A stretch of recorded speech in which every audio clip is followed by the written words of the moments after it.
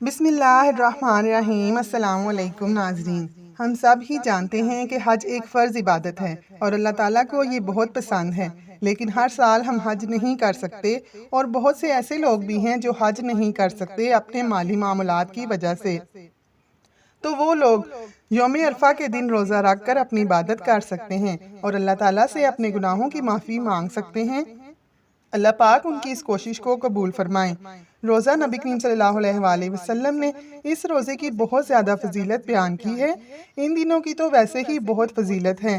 ان دنوں میں اگر کوئی یوم عرفہ جس دن حج ہوتا ہے اس دن روزہ رکھ لے تو اللہ تعالیٰ عرفات کے میدان میں اتنے لوگوں کو معافی دے رہے ہوتے ہیں، تو ہماری چھوٹی سی کوشش بھی اس میں شامل ہو جاتی ہے۔ 9 ذی الحج اپنے گھروں میں روزہ رکھ سکتے ہیں، کیونکہ ہمارا ہجری کیلنڈر عموماً 1 دن یا 2 دن پیچھے ہوتا ہے بنسبت سعودی عرب کے۔ اس میں پریشانی کی ضرورت نہیں۔ جیسے نمازوں کے اوقات اپنے اپنے ملک کے الگ ہیں، اسی طرح باقی تاریخیں بھی اپنے اپنے ملک کے اعتبار سے ویلڈ ہیں۔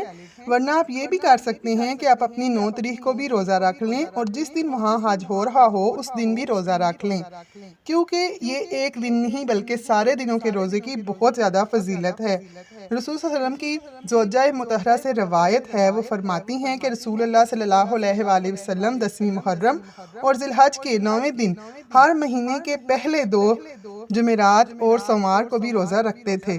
اس حدیث سے پتہ چلتا ہے کہ آپ نے 9 دنوں کے روزے بھی رکھے ہیں، یعنی پورے 9 دن آپ روزے رکھ سکتے ہیں، لیکن اگر آپ میں ہمت نہیں تو ایک دن چھوڑ بھی سکتے ہیں، پھر ایک دن رکھ لیں جیسے آپ کو سہولت ہو، ورنہ ایک دن کا روزہ تلاش کر لیں۔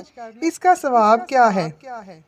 صحیح مسلم کی روایت ہے کہ رسول اللہ صلی اللہ علیہ وآلہ وسلم نے اس روزے کے بارے میں فرمایا، یہ روزہ گزشتہ سال اور آئندہ سال کے گناہوں کا کفارہ کرتا ہے۔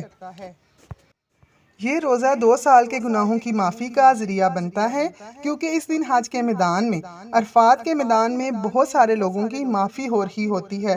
ہم ایک چھوٹی سی عبادت کر کے ان کے ساتھ شریک ہو جاتے ہیں، ہم آہنگ ہو جاتے ہیں۔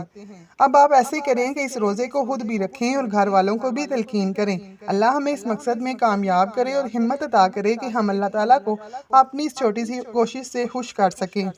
ویڈیو کو لائک کریں اور چینل کو سبسکرائب کر لیں۔ جزاک اللہ۔